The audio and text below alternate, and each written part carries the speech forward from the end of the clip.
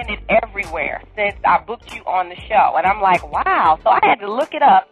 And basically, it means learning from the past, correct? Right, yeah. It's basically it's a Ghanaian concept from the Akan. And what it basically signifies is, drawing up the best parts of our ancestral experience and applying them to our present-day reality. Okay. So yeah, it's you're going to see a lot of it because we're in the Sankofa time. A lot of things that have been presented to us, in terms of this contemporary setting and this contemporary paradigm, we finally figured out it hasn't worked and it's not working. Many other traditional support structures like corporate America and things of that such, we found out now that they're not as stable or reliable or trustworthy as we were taught.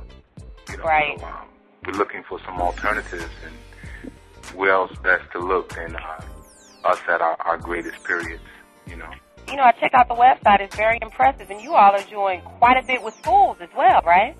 Yeah, we run art electives out of schools. The schools are kind of like the bread and butter for what we do. Probably the more potent work that we do just happens right in community centers. Any place we can gather. But unfortunately, a lot of those spaces, though they may be free in terms of there not being a whole lot of parameters and structures that you have to adhere to, a lot of times they're very poorly funded. So right. We use the schools to kind of siphon money, into places that would not have access to state funds, things of that nature. Uh-huh.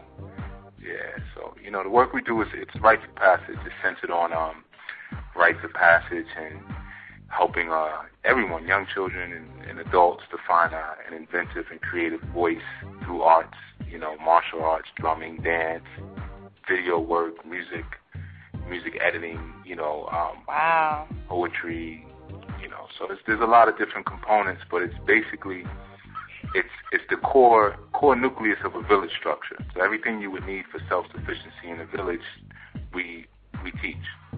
Okay. Yeah. Very, very cool. So basically you were taking it back to Africa. Is that so? You trying to bring some of that to the...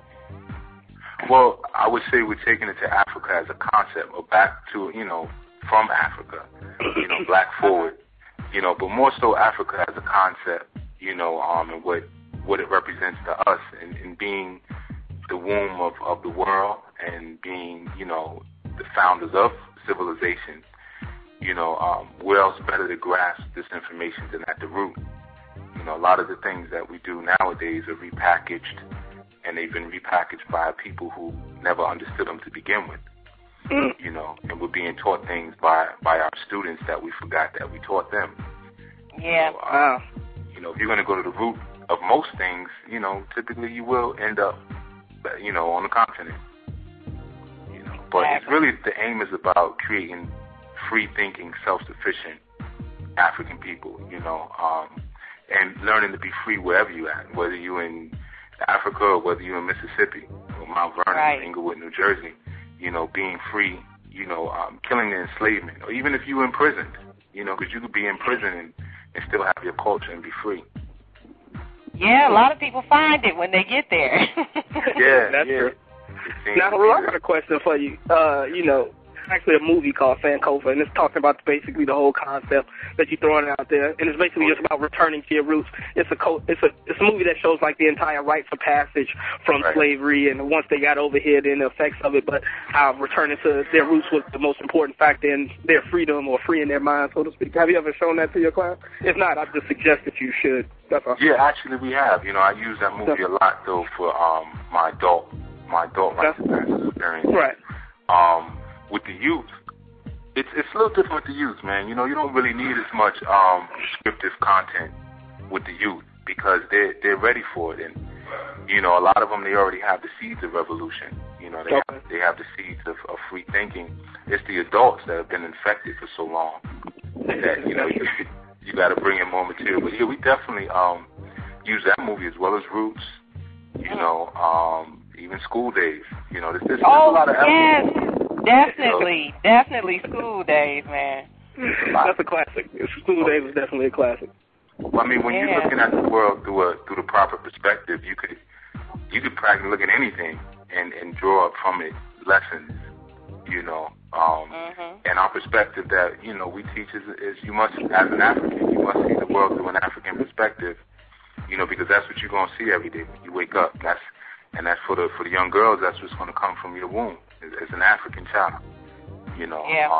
And then you can watch, you know, you can see School Days and see the message, or see a movie like Sankofa, you know, or Malcolm X even, you know, and see what you're supposed to draw up from it. Now, who are the brains behind Sunz of Sankofa? Is it just you, or is it a group of men? Well, you know, we definitely move as a collective. You know, the movement was originally started in terms of the form that it has now by myself and a brother by the name of Kamal Patah. And we started originally, we had, you know, we started to do music, actually. I'm a musician myself. Yeah. And so was he. And his whole idea was he wanted to infuse ancient African rhythms with contemporary Western music. And, you know, me being a producer and he's a drummer, that's where everything started. But that within itself was a Sankofa concept. Right. You know, or is a Sankofa concept. And, you know, after doing that, you know, when you start to really deal with your authentic voicing in anything, whether it's music, dance, or fighting, whatever, other ideas are going to come through. You know, so as we started doing that more and more, and he being an educator, and I've been working in the community since the early 90s, you know, we started to, you know, say we need to form this in a more ritualized fashion and institutionalize the things that we're talking about, you know, in this music, so that it's just as ingrained in our children as their destruction is, you know. So that's pretty much where it started. Okay. Are you traveling? Do you guys travel around the country? No, not currently. I have some stuff happening, and the reason being is, you know, we do workshops, you know,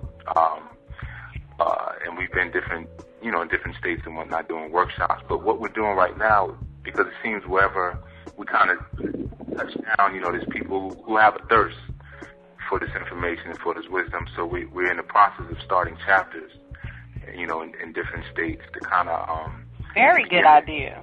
Yeah, try to galvanize some of the folk who are walking this walk and may not be as supported as they need to be, you know, in the areas that they're at. You've got some attention from MTV as well. Is that correct? Yes. Yeah, we did our music industry program, Sonic Jihad, which is it's basically a program where we set up a record label, you know, within different schools, you know, or whatever institution we're at.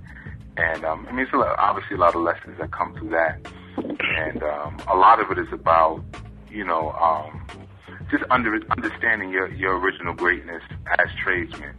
You know, being able to own and conceive and control your product, you know, and know that you don't necessarily have to go with this honor in that as well, but you don't necessarily have to, in the summertime, work at Pathmark or work wherever. Yeah. You know, you can actually have your own product, you know, that you can sell in your own company.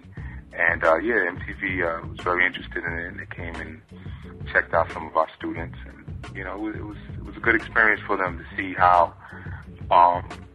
others, you know, I could say like other conglomerates or what they would consider to be a company that has achieved some success, how they interact and how they receive them, they were very, very well received. And speaking of our students, you know.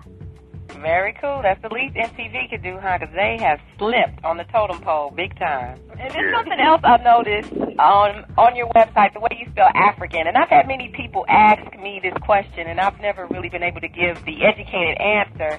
I noticed that you spell it AFRAKAN, but I've also seen it spelled AFRIKAN. So what's the difference, and what's the true meaning behind it?